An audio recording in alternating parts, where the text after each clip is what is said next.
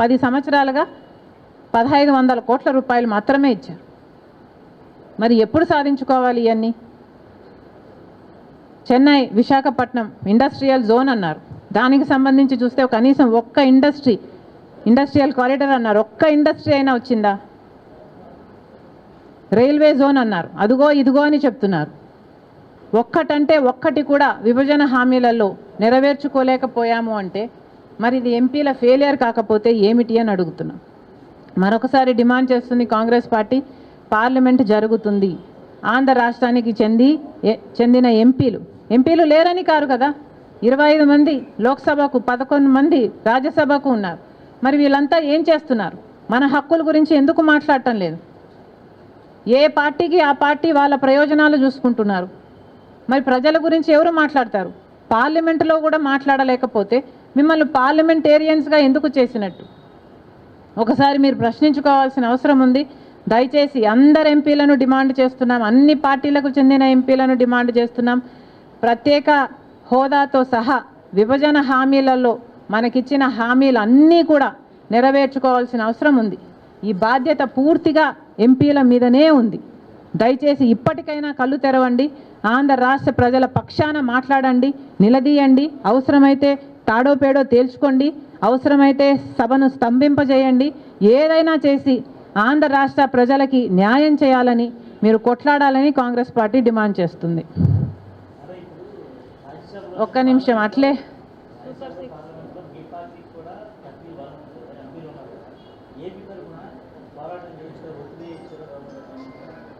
చేయొచ్చు, కానీ ఆంధ్ర రాష్ట్రానికి చెందిన వాళ్లకు ప్రైమరీ బాధ్యత ఏమిటి అంటే ఆంధ్ర రాష్ట్ర ఎంపీలు ఇంకా ఆంధ్ర రాష్ట్రం గురించే కదా చేయాలి. ఇట్స్ ఈజియర్ ఫర్ ఆంధ్ర రాష్ట్ర AP MPs to talk about AP issues then for other MPs to talk about AP issues. ఇప్పుడు కాంగ్రెస్ పార్టీకి వేరే బలం ఉంది అంటున్నారు, అవును, కానీ ఆ బలం ఎక్కడి నుంచి ఉందండి? కర్ణాటక నుంచి ఉందో, లేకపోతే తమిళనాడు నుంచి ఉందో, లేకపోతే ఇంకో రాష్ట్రం నుంచి ఉందో, ఇంకో రాష్ట్రం నుంచో ఉందో. వాళ్ళు మాట్లాడాలి అని సమయం తీసుకున్నప్పుడు వాళ్ళ రాష్ట్ర ఇష్యూలు మాట్లాడతారా, లేకపోతే మన రాష్ట్ర ఇష్యూలు మాట్లాడతారా? మన రాష్ట్ర ఇష్యూలు మాట్లాడాల్సింది ఎవరండి? మన ఎంపీలు కాదా? మనకు లేరా 25 మంది ఎంపీలు లోక్సభలో? మనకు లేరా 11 మంది ఎంపీలు రాజ్యసభలో? మిగతా రాష్ట్ర ఎంపీలు కాంగ్రెస్ పార్టీకి ఉన్న వాళ్ళ రాష్ట్ర ఇష్యూలు మాట్లాడుకుంటారు, మన రాష్ట్ర ఇష్యూలు ఎందుకు మాట్లాడతారు? అందుకే చెప్తున్నాము, మన రాష్ట్ర ఇష్యూలు మాట్లాడడానికే కదా 20 మంది లోక్సభ, 11 మంది రాజ్యసభకు ఏపీకి ఉన్నారు. మరి వీరేం గాడిదలు కాస్తున్నారు అక్కడ?